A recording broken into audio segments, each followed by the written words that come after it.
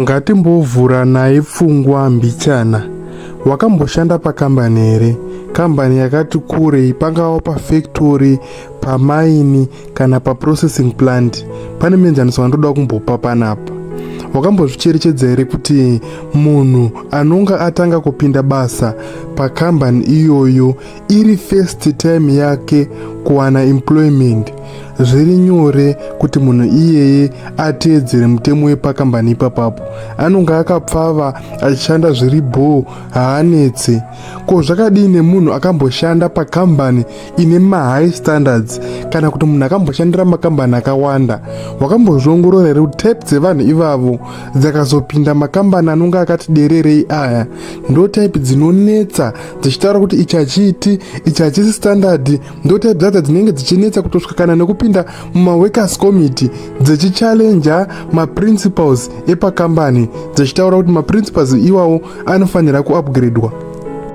Zvekuti kuna employer munhu akamboshandira makambani mahombe ane mastandards akanyanya kukwirira stereki anogona kutova a disadvantage kumuemployer pakambani ichiri kutanga, ichiri kusimuka, nekuti anenge achienzanisa kambani diki iyoyo nekambani hombe yaane mastandards aakumberi. Nepo munhu atanga kuemployiwa kakawanda kacho haanetsi nenhau yekuti haana exposure yemakambani akawanda, even achitozviziva kuti kune makambani mahombe akadai sana Apple, akadai sana Coca-Cola, akadai sana Delta, ma-international companies. Anenge atoziva kuti makambani iwawo ariko, nenhau yekuti haana direct exposure yekushandira kumakambani iwawo, anoshanda akadzikama. Asi munhu akamboshandira makambani mahombe anogona kuita problem kana akazopinda pakambani diki ichiri kutanga kusimukira. Uyu ndiwo muenzaniso uri perfect pakupatsanura musiyano wemusikana mhandara nemusikana asisiri mhandara. Munhu akamboshandira makambani akawanda togona kumufananidza nemusikana asisiri mhandara, and then munhu ari newly employed togona kumufananidza nemusikana apinda mumarriage iri mhandara. Direct exposure yakawana musikana asisiri mhandara yekurara nevarume vakasiyana-siyana, akaexperienza nhengo dzakasiyana-siyana, akaexperienza romance dzakasiyana-siyana, akaexperienza varume vane mari nevasina, vaimupa magirlfriends allowance nevanga vasingapi. Izvozvo zvinoomera musikana iyeye kana azoroorwa kuti aite settle down nemunhu ane mastandards akati dzikirei, kuti azogutsikana ne1 round yaapuwa nemurume aneta aswera achishanda kubasa. Izvozvo hazvichamuitiri kana akambomhanya nevarume mazerovha anongoraramira sex chete. Kuti azogutsikana ne$50 yaanopuwa nemurume yaari kuwana papei ye250, haachagutsikani kana akambodanana nemurume aimupa girlfriend allowance yekuma600 and something pamwedzi. Saka zvinhu zvakasiyana-siyana zvakaexperienza mulife through varume vakasiyana-siyana zvinoita kuti zvimuomere zvisingaiti kuti azoita settle for less pamurume achiri kustruggle, pamurume achiri kuda kusimuka.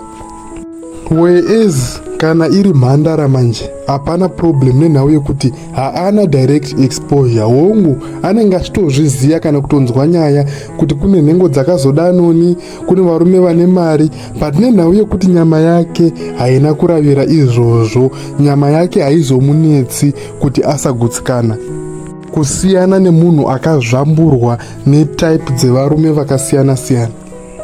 Ukaona musikana akaroorwa ari mhandara azovhura makumbo ake kuvhurira murume asiri wake, kakawanda kacho ndiwe murume unenge watomupusha to the extreme, uchiita chihure chakapusa, chihure chechimbwa chaichai, uchimubata rafu.